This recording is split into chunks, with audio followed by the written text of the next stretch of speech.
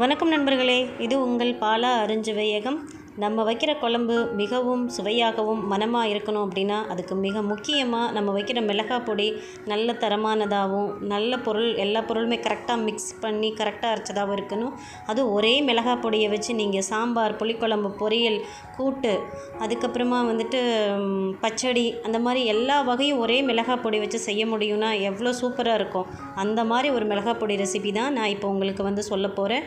வாங்க நம்ம வீடியோக்குள்ளே போகலாம். அதுக்கு முன்னாடி ஃபஸ்ட் டைம் நீங்கள் நம்ம சேனலை பார்க்குறதா இருந்தால் நம்ம சேனல் சப்ஸ்கிரைப் பண்ணிவிட்டு அப்படியே பக்கத்தில் இருக்கிற பெல் பட்டனையும் கிளிக் பண்ணிவிடுங்க. உங்கள் நண்பர்களுக்கும் ஷேர் பண்ணுங்கள்.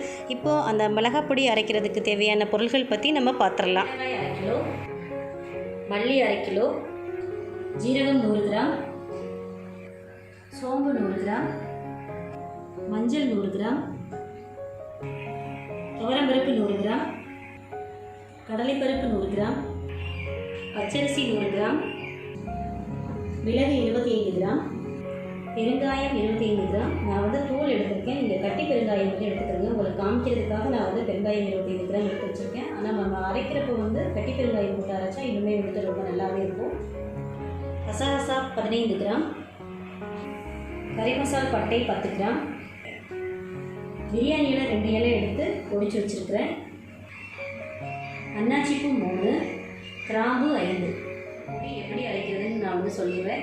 இப்போ நம்ம பொடி பார்த்திங்கன்னா மிஷினில் கொடுத்து தான் அரைக்க போகிறோம். அப்போ அதுக்கு நம்ம மிளகாய் நீங்கள் மிளகாயை தனியாகவும் நல்ல வெயிலில் அடிக்கிற வெயிலில் மிளகாயை தனியாக காய வச்சுடுங்க. மற்றபடி உங்களுக்கு அரைக்க கொடுத்துருக்க எல்லா பொருளையும் ஒன்றா கலந்து அதையும் ஒரு 2 hours to 3 hours நல்ல வெயிலில் காய வச்சுருங்க. எதையும் நம்ம வறுக்கிறதுக்கு தேவையில்லை. ஏன்னா நம்ம கொஞ்சம் ஒரு 3 months to 4 months ஸ்டோர் பண்ணி வைக்கிற மிளகாத்தூள் ஸ்டோர் பண்ணணும்னா வறுத்தோம் அப்படின்னா அதனோட ஸ்மெல்லு நமக்கு போயிடும். நாளாக அந்த ஃப்ரெஷ்ஷான ஸ்மெல் இருக்காது. குழம்புல அந்த அளவு டேஸ்ட்டு வராது. அதனால் எதையுமே நீங்கள் வறுக்க தேவையில்லை. நல்லா அடிக்கிற வெயிலில் ஒரு 2 to 3 hours நீங்கள் காய வச்சுட்டு மிஷினில் ஒன்றா கொடுத்து அரைச்சிக்கிறீங்க. ரொம்ப இந்த பொடி பார்த்திங்கன்னா எல்லா விதமான குழம்பு, பொரியல் எல்லாத்துக்கும் இந்த ஒரு பொடி நீங்கள் வீட்டில் வச்சுருந்தாவே போதும். ரொம்ப சுவையாக இருக்கும். நாங்கள் மதுரை சைடு பார்த்திங்கன்னா இந்த பொடி தான் எல்லா குழம்புக்கும் யூஸ் பண்ணுவாங்க. நான்வெஜ்ஜாக இருக்கட்டும், வெஜ்ஜு குழம்பாக இருக்கட்டும், சாம்பார், எல்லாத்துக்கும் அந்த ரேஷியோ மட்டும்தான். நான்வெஜ் குழம்பு, புளிக்குழம்புனா நீங்கள் கொஞ்சம் காரம் அதிகமாக போடுற மாதிரி இருந்தால் ஒரு 2 ஸ்பூன் போடணும். அதுவே சாம்பார் அப்படின்னா நீங்கள் 1 ஸ்பூன் போட்டால் போதும். பொரியலுக்குன்னு 1/2 ஸ்பூன் போட்டால் போதும். இதை வச்சுட்டு ஒரு பொடி இருந்தாவே போதும். நீங்கள் எல்லா குழம்பும் வச்சுக்கலாம். நீங்கள் வீட்டில் ட்ரை பண்ணி பாருங்கள். ட்ரை பண்ணிவிட்டு எப்படி இருக்குன்னு எனக்கு சொல்லுங்கள். நான் இதெல்லாம் அரைச்சி எடுத்ததுக்கு அப்புறமா பொடி எப்படி வருதுன்னு இப்போ காமிக்கிறேன். இதை நம்ம மிஷினில் இப்போ பொடி அரைச்சி எடுத்தாச்சு. இதுதான் அரைச்சி வச்ச பொடி. நான் பாதி டப்பாவில் எடுத்து வச்சுருக்கேன். உங்களுக்கு காமிக்கிறதுக்காக இப்போ பாத்திரத்தில் போட்டு காமிச்சிட்ருக்கிறேன். இந்த மாதிரி கலரில் தான் மிளகாத்தூள்லாம் நம்மளே வீட்டில் அரைச்சி செஞ்சோம் அப்படின்னு பார்த்தீங்கன்னா குழம்பும் ரொம்ப டேஸ்ட்டாக இருக்கும். நமக்கும் மனசு ரொம்ப திருப்தியாக இருக்கும். கடையில் வாங்குறப்போ அதில் என்ன கலக்குறாங்க, எந்த மாதிரி கெமிக்கல் யூஸ் பண்ணுறாங்கன்னு தெரியாது. அதனால் இந்த மாதிரி பெரும்பாலும் மிளகாத்தூள் வீட்டில் அரைச்ச பொடியே நம்ம யூஸ் பண்ணுங்கள். அதுதான் ரொம்ப நல்லது. உங்களுக்கு தனியாக வரமிளகாத்தூள் வேணுன்னா கூட அதுவுமே வீட்டில் அரைச்சி யூஸ் பண்ணுங்கள். வரமிளகாத்தூள், மஞ்சள் தூள் எல்லாமே வீட்டில் அரைச்சி யூஸ் பண்ணுங்கள். இந்த மிளகாத்தூள் வச்சு நீங்கள் விதவிதமாக எல்லா குழம்புமே இந்த ஒரே மிளகாத்தூள் வச்சே நீங்கள் செஞ்சுக்கலாம். புளிக்குழம்பு, நான்வெஜ் எல்லாமே இதிலே செஞ்சுக்கலாம். சாம்பார், பொரியல், கூட்டு எல்லாம் இந்த ஒரு மிளகாத்தூள் உங்களுக்கு போதும்.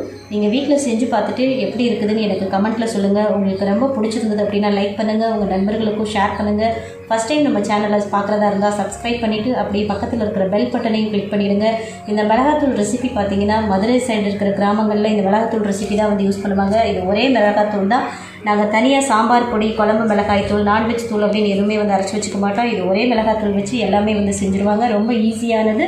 அதே மாதிரி நீங்கள் லாங் லாஸ்டிங் 1 year பக்கமாக கூட இதை நீங்கள் ஸ்டோர் பண்ணி வைக்கலாம்.